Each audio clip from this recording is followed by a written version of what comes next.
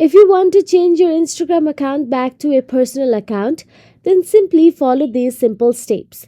So let's get started.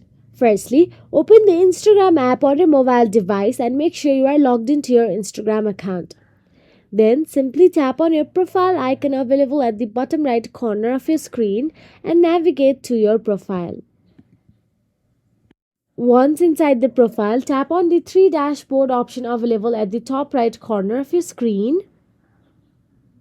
Then once you do so, you'll be navigated to the settings and privacy.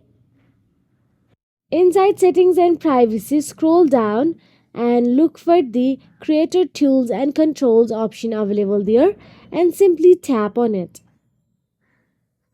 Once inside creator tools and controls, again scroll down and tap on the switch account type, and there you'll get to see two options available.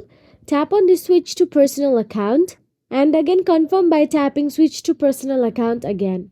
So that is it. If you found this video helpful, please like, share and subscribe, and thank you so much for watching.